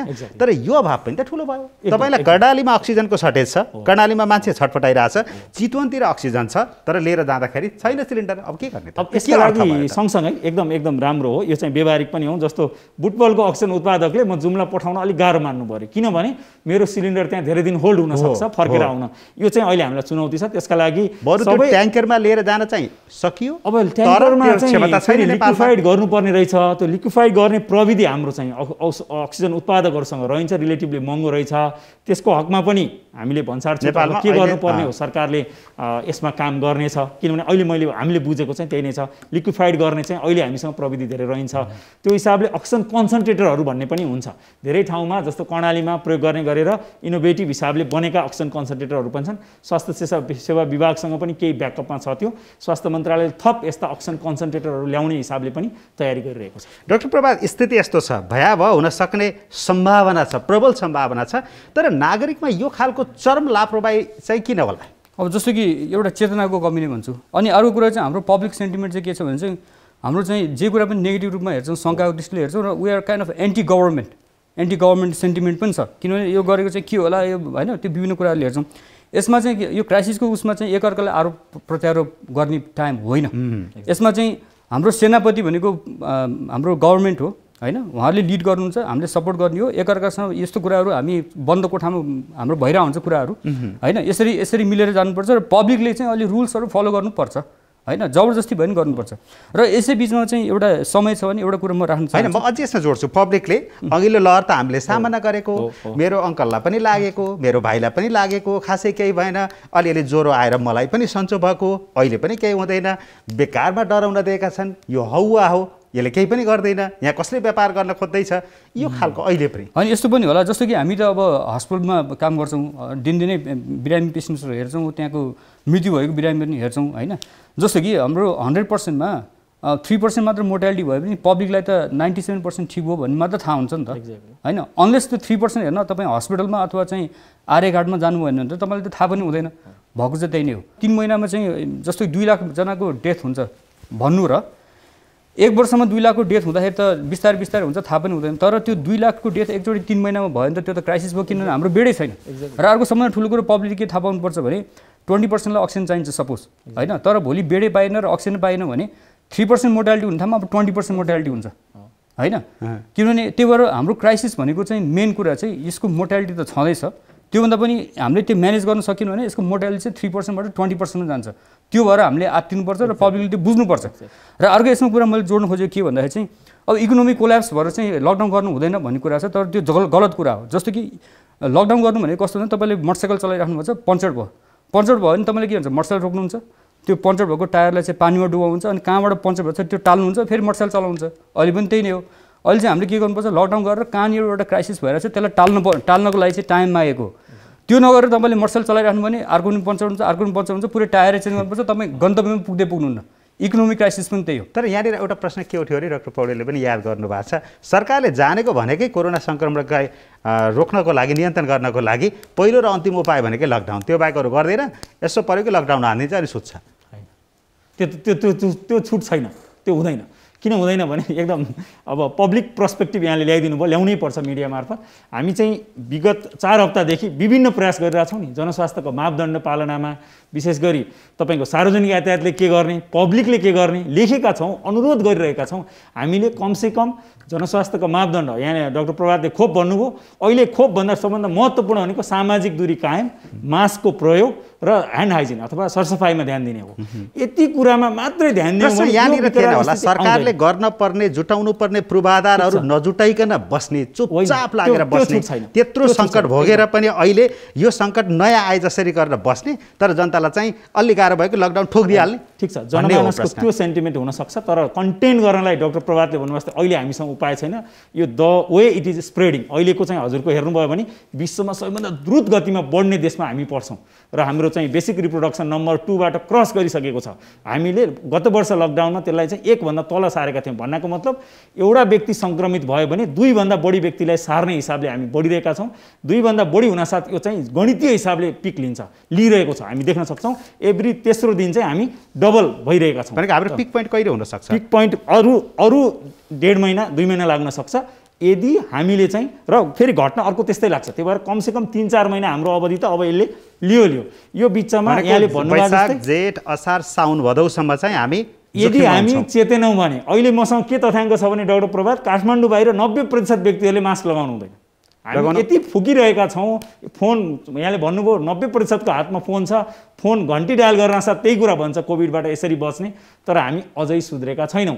यदि यही सिचुएसन रहने हो भने विकराल हुनसक्छ र लकडाउन भन्ने वर्ड युज नगरे पनि जिल्ला प्रशासन कार्यालयहरूले अवस्था अनुसार जोखिमको अवस्था हेरी चाहिँ उहाँहरूले चाहिँ तपाईँको निषेधाज्ञा जारी गर्नुहुन्छ। त्यो टाइममा अस्पताल, जनशक्ति लगायतका कुरा ब्याकअप कन्टिन्जेन्सी प्लान भनौँ, त्यसमा हामी तयार गर्छौँ, हामी लाग्छौँ। त्यसमा नलाग्ने छुट छैन। डाक्टर प्रभात, अहिले अर्को एउटा के हल्ला अथवा के विश्वास गरिन थालेछ भने यो अहिले जो दोस्रो लहरको रूपमा कोरोना सङ्क्रमण फैलिरहेछ यो चाहिँ हावाबाटै बढी, सासबाटै बढी फैलिन्छ। सर्फेसमा छोएको आधारमा चाहिँ पहिला जो थियो नि, जहाँ उसले बिरामीले छोएको छ त्यहाँबाट पनि स्वाट सर्छ भन्ने थियो, त्यो चाहिँ अहिले त्यति होइन कि सासबाट मात्रै हो, हावाबाट मात्रै हो, बरु एउटा होइन, दुईवटा होइन, 3टै मास्क लगाउँ, यसैले मात्रै बचिन्छ भन्ने छ। यो सही हो? यसमा सही पनि हो, गलत पनि हो। किन बुझाइमा फरक छ। किन भन्दाखेरि हामीलाई पहिल्यै थाहा थियो, अहिले कुरा पहिल्यै थाहा थियो। पहिल्यै के थाहा थियो भन्दा चाहिँ हजुरको 90% चाहिँ मान्छेको डिरेक्ट यो श्वास प्रश्वासबाट सर्छ, 10% मात्र सर्फेसबाट सर्छ, 10% होइन। त्यही भएर यो टेम्परेचर सर्फेसबाट सर्नलाई चाहिँ हामीले हात सफा राख्ने, यसलाई सफा राख्ने कुरा भयो, तर त्यसले धेरै प्रभाव चाहिँ पार्दैन।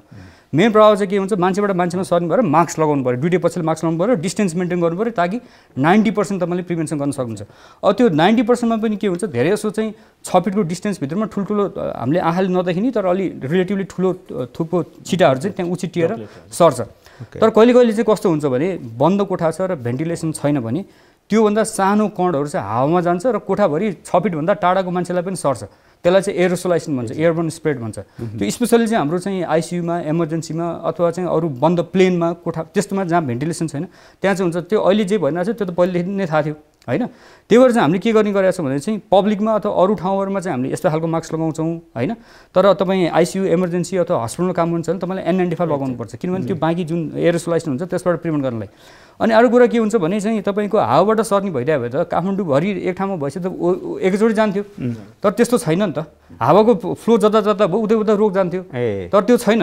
रोग चाहिँ कता जान्छ जहाँ जहाँ चाहिँ धेरै ह्युमन मोबिलिटी भयो, जहाँ जहाँ चाहिँ जनघनत्व बढी छ र जसले चाहिँ मास्क लगाउँदैन। अब छोटो जवाब तपाईँले भन्नुभएको छ लकडाउन गर्नै पर्ने स्थिति हुन्थ्यो र न गरिएको छ, यसले धेरै काम गर्छ भनिरहँदाखेरि एयरपोर्ट खुल्ला, प्लेनहरू आउजाउ खुल्ला।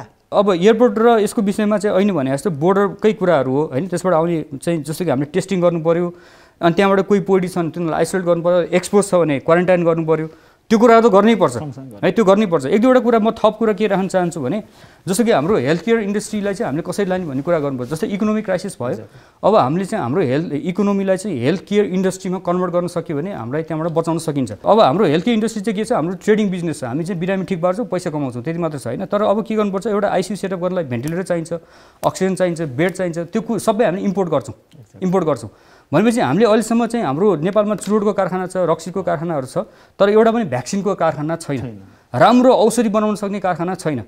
हाम्रो नेपाल चाहिँ WTO को रुल अनुसार चाहिँ एक्जेम्ट छ, हामीले चाहिँ जुनसुकै औषधि पनि नेपालमा ल्याएर बनाउन सक्छौँ, हामीलाई कसैलाई रोयल्टी तिर्नु पर्दैन।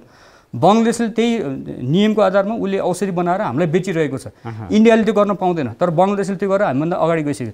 नेपालमा पनि त्यो सुविधा छ, तर नेपालमा त्यो सोचिएकै छैन। त्यही भएर हामीले फोकस गर्दाखेरि चाहिँ के गर्नुपर्छ भन्दाखेरि अब हामीले आफ्नो इन्फ्रास्ट्रक्चर आफै बनाउनुपर्छ, हामीले भ्याक्सिन आफै बनाउनुपर्छ, औषधि आफै बनाउनुपर्छ, WTO-मा टेकेर र एक्सपोर्ट गर्नुपर्छ भन्ने कुराहरू चाहिँ म राख्न चाहन्छु। यी गम्भीर कुराहरूका विषयमा अझ अरू एपिसोडमा पनि कुरा गरौँला, यो अझ ठुलो विषयवस्तु हो, छुट्टै विषयवस्तु हो। डाक्टर पौडेल, म सर्टकटमा तपाईँसँग बुझ्न चाहन्छु, नेपालसँग अक्सिजनको उपलब्धता छ, त्यति सर्टेज हुँदैन, बरु लैजाने सिलिन्डरको मात्रै अभाव हो भनेर त भारतसँग अक्सिजन किन भएको? जहाँ बिचरा भारतले अहिले बाहिर मागिरहेको छ, ऊ आफै सङ्कटमा छ, उसँग माग्नुको कारण के? मैले यो सूचनाको आधिकारिकता म चाहिँ स्पष्ट छैन, मैले पनि मिडियामा हेरेँ र हामी सबैलाई थाहा छ भारतसँग यो छ भन्न, तर सरकारले वैकल्पिक उपायहरू अन्य देशहरू र विशेष गरी देशभित्र रहेका दातृ निकायहरूसँग पनि अक्सिजनको विषयमा चाहिँ जुन विशेष गरी अक्सिजन कन्सन्ट्रेटर र सिलिन्डरमा सर्टेज पर्न सक्छ, त्यसमा अन्य देशहरू पनि एक्सप्लोर गरेको मैले बुझेको छु। भारतको चाहिँ मिडियाबाट आएको चाहिँ म अपुष्ट नै भन्छु अहिलेलाई। लिक्विड अक्सिजनको लागि चाहिँ रिक्वेस्ट गरिएको भनेको छ। लिक्विड अक्सिजन चाहिँ हामीसँग अलिकति चुनौती छ, यहाँले भने जस्तै त्यो पनि हुनसक्छ। एयरपोर्टको विषयमा दुवै आन्तरिक र बाह्य उडानको हकमा पनि अवस्था अनुसार थप निर्णयहरू हुन्छ।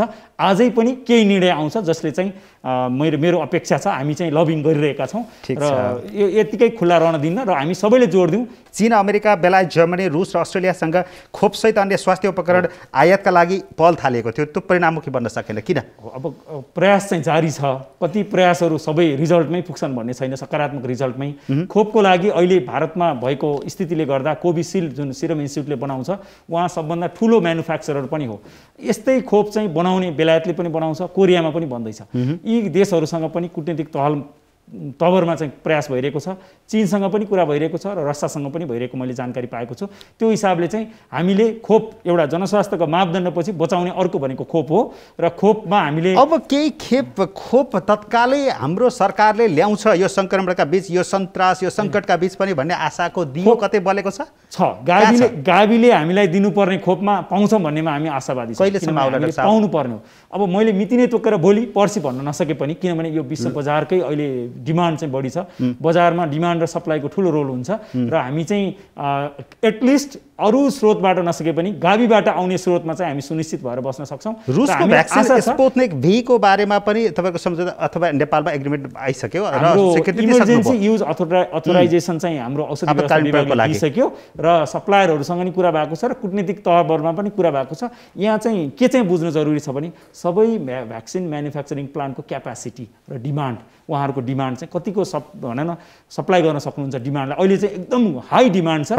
स्पुत्निक V पनि आउन गाह्रो छ, आउन सक्छ, प्रयास जारी छ, तर त्यति सजिलो चाहिँ छैन। किन रेमडेसिभिरलाई पनि भारतले यता निर्यात गर्न रोकिदियो, बाहिर पठाउन रोकिदिएको छ। ठीक छ, यसले त अलि सिभियर केसका बिरामीलाई धेरै राहत गरेको थियो। अब यो के हुन्छ, अन्तबाट ल्याउन सकिन्छ? हाम्रो डाक्टर प्रभात यहीँ हुनुहुन्छ, रेमडेसिभिर पनि त्यस्तो अचुक सब चिज काम गर्छ भन्ने होइन, पक्कै पनि केही इफेक्ट देखिएको थियो र नयाँ भेरिएन्टमा त्यसको रोल अलिकति के छ क्लियर छैन। रेमडेसिभिर र टोसिलिजुम्याबको हकमा चाहिँ औषधि व्यवस्था विभागले सप्लायरहरूसँग कुरा गरेर भारत बाहेक अन्य विकल्पहरू अन्य देशबाट पनि ल्याउने हिसाबले काम गरिरहेको छ, किनभने ती हाम्रा इमर्जेन्सी औषधि हुन् र हामीसँग अहिले स्टक जति छ रेमडेसिभिरको त्यसले पुग्दैन र बङ्गलादेशका सप्लायरहरूसँग बङ्गलादेशबाट आउनको लागि कुरा भएको मैले बुझेको छु। हस्, अन्त्यमा डाक्टर प्रभात, केही गम्भीर प्रकृतिका बिरामीलाई थोरै भए पनि ती औषधिहरूले राहत दिन्थे र निको पनि पार्थ्यो भन्ने विश्वास गरेको छ, त तपाईँहरूलाई नै थाहा होला ती औषधिहरूको उपलब्धता या अरू थप औषधिहरूको आवश्यकता के छ? अहिलेको हकमा चाहिँ रेमडेसिभिरको स्टक सकिसकेको छ है, किनभने जुन जुलाईसम्मको जो इम्पोर्टरले लिएर आउनुभयो थियो उहाँ चाहिँ हाम्रो कुरा भइरहेको हुन्छ। जुन जुलाईसम्मको स्टक थियो त्यो अहिले सिद्धिसकेको छ र डिडिएले चाहिँ नयाँ त्यो लाइसेन्स दिइसकेको छैन, भर्खरै दियो, तर त्यो भन्नेबित्तिकै अहिले औषध नआउने भएको र अहिलेको हकमा रेमडेसिभिर छैन। भोलि चाहिँ के हुन्छ भने हजुरको आइसियूको बेड भरिन थालेपछि डेक्सामेथासोन लगायत आइसियूको औषधिहरू पनि हाहाकार हुन्छ। त्यही भएर अहिले नै हामीले चाहिँ त्यसलाई चाहिँ खोलिदिनु पऱ्यो र पहल गरिदिनु पऱ्यो र सरकारले हेल्प पनि गर्नु पऱ्यो, त्यो कुराहरू भयो। अनि जुन अहिले भ्याक्सिनको कुरा आएछ, प्रब्लम चाहिँ के छ भने जस्तो कि स्पुटनिकको चाहिँ हामीले पनि अध्ययन गरेका छौँ, यसको चाहिँ हाफ लाइफ चाहिँ 2 मन्थ्सको छ अनि 10 लाख डोज मगाउनुपर्छ। 10 लाख डोज मगाएर 2 महिनाभित्रमा लगाइसक्नुपर्छ। त्यो हाम्रो क्यापेसिटी छ कि छैन? यदि सरकारले त्यो क्यापेसिटी प्रोभाइड गर्न सक्छ भने चाहिँ त्यो ल्याउन सकिन्छ। तर सरकारले 10 लाख ल्याएर चाहिँ 1 लाख मात्रै युज गर्यो, 9 लाख ल्याउन सकेन भने चाहिँ फेरि घाटा लाग्यो। यो चाहिँ सरकारले नै जवाफ दिनुपर्छ। तर त्यो गऱ्यो भने चाहिँ ल्याउन सकिन्छ। र पहिला हामीले फाइजरसँग नि कुरा गरे हो, तर फाइजरले के भन्थ्यो भने चाहिँ उसले चाहिँ प्राइभेटलाई दिएन, गभर्मेन्ट टु गभर्मेन्ट दिन्छ र एकपल्ट खोलेपछि 900 जनालाई युज गर्नुपर्छ र त्यसको चाहिँ कोल्ड स्टोरेजको पनि कुराहरू छ होइन। यो चाहिँ अलिकति टेक्निकल कुराहरू पनि छ, तर यसमा गर्ने हो भने चाहिँ सरकार, हाम्रो विज्ञहरू र प्राइभेट सेक्टर मिलेर चाहिँ गर्न सकिन्छ। हस्, अपेक्षा गर्छौँ आगामी दिनहरूका सङ्केतहरू राम्रा हुँदै जानेछन्, सङ्क्रमणको दर घट्दै जानेछ, सरकार विभिन्न निकायहरू योसँग सशक्त रूपमा लड्नेछन् र यो छिटै नै परास्त हुनेछ। हामी सबै नागरिकको भूमिका पनि प्रभावकारी नै रहनेछ।